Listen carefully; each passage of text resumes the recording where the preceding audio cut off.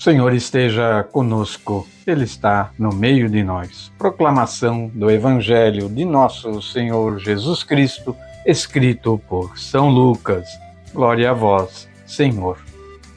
Havia um homem rico que se vestia de púrpura e de linho fino, e todos os dias se banqueteava esplendidamente.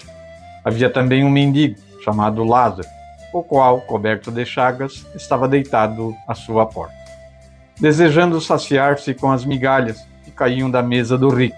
Porém, até os cães vinham lamber-lhe as chagas. Sucedeu morrer o mendigo, que foi levado pelos anjos ao seio de Abraão. Morreu também o rico, e foi sepultado. E quando estava nos tormentos do inferno, levantando os olhos, viu ao longe Abraão e Lázaro no seu seio. Gritando, disse: Pai Abraão, compadece-te de mim e manda Lázaro que molhe em água a ponta do seu dedo, para refrescar a minha língua, pois sou atormentado nestas chamas. Abraão disse-lhe: Filho, lembra-te que recebeste os bens em tua vida, e Lázaro, ao contrário, os males. Por isso, ele é agora consolado, e tu és atormentado. Além disso, há entre nós e vós um grande abismo, de maneira que os que querem passar daqui para vós não podem, nem os daí passar para nós. O rico disse: Rogo-te, pois, ó pai, que o mandes à casa de meu pai, pois tenho 5 irmãos, para que os advirta disto, e não suceda virem também eles parar a este lugar de tormentos. Abraão disse-lhe: Tem Moisés e os profetas, ouçam-nos. Ele, porém, disse: Não, pai Abraão, mas se algum dos mortos for ter com eles, farão penitência.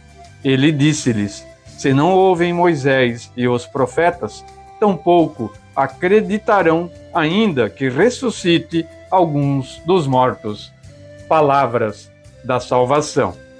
E a reflexão desse santo evangelho de hoje, ela nos vem das celebrações dominicais da palavra, aqui da nossa diocese de Rio do Sul. A parábola deste domingo, ela possui 2 partes. Na primeira, narra a ruína de situação que virá na eternidade, como já Jesus proclamou nas bem-aventuranças. Felizes os pobres, porque vosso é o reino de Deus. Felizes vós, que agora tendes fomes, porque sereis saciados. Aqueles que se fecham à dor do sofredor. Então a gente vê isso nessa primeira parte. Depois o evangelista caracteriza o rico com 2 imagens, que ele se vestia com roupas finas e elegantes, que é o sinal da sua riqueza, e dava festas esplêndidas todos os dias. O banquete como ideal de vida. De maneira contrastante, segue a descrição de Lázaro, que imediatamente nos recorda a figura de Jó, um pobre chamado Lázaro, cheio de feridas, estava à porta da casa do rico. E além disso, os cães vinham lamber as suas feridas. Lázaro, assim, representa o pobre com toda a sua tragédia. E é bem interessante também que o pobre tem nome, é Lázaro, já o rico não é denominado. No entanto, no momento da ressurreição, a situação se transforma. O rico se encontra agora na região dos mortos, em uma região de tormentos. Mas, morreu também o rico e foi enterrado, na região dos mortos, no meio dos tormentos. Ele não é punido por ser rico, não é a sua condição econômica que o pune ou condena, mas porque permaneceu indiferente às exigências de Deus e, em consequência, daquele seu próximo que tinha necessidade.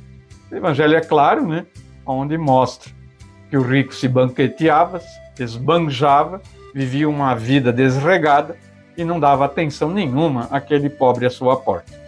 Depois, o argumento muda, O rico solicita o envio de Lázaro junto aos seus familiares ainda vivos, Pai Abraão, te suplico, manda Lázaro à casa de meu pai.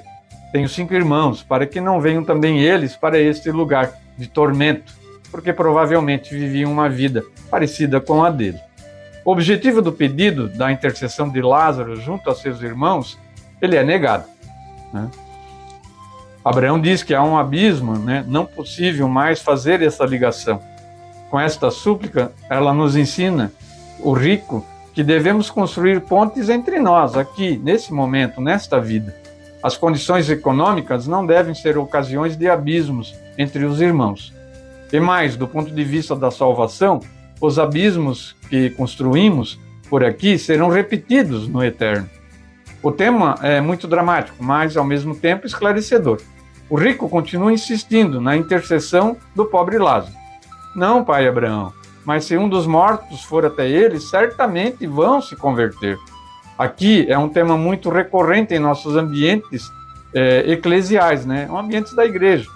Pensar que um grande milagre, uma aparição, seja mais convincente que a escuta da palavra de Deus. Os milagres, com toda certeza, podem muito impressionar, mas não necessariamente converter lá dentro do coração. Lá onde se encontra a grande ponte para Deus, ou a possibilidade de um grande abismo para ele e os irmãos. Muitas vezes a gente, mesmo vendo o milagre, no momento acredita e depois volta ao comodismo. Fiquemos com a resposta de Abraão.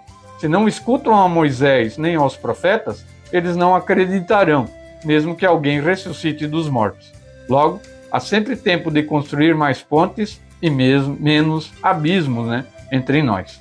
Hoje também estamos celebrando, nesse último domingo de setembro, o Dia da Bíblia. A melhor homenagem que podemos fazer à palavra de Deus é acolhê-la e procurar vivê-la na vida de cada dia. Nela sempre temos uma resposta, uma luz para todas as situações da vida. Peçamos a graça que possamos sempre ser iluminados e guiados pela palavra de Deus em nossa vida. E um dos melhores momentos para nós nos encontrarmos com a palavra de Deus é na Santa Missa, na celebração da palavra, que estão aí à disposição da comunidade todos os finais de semana. Fiquemos com essa reflexão para este domingo.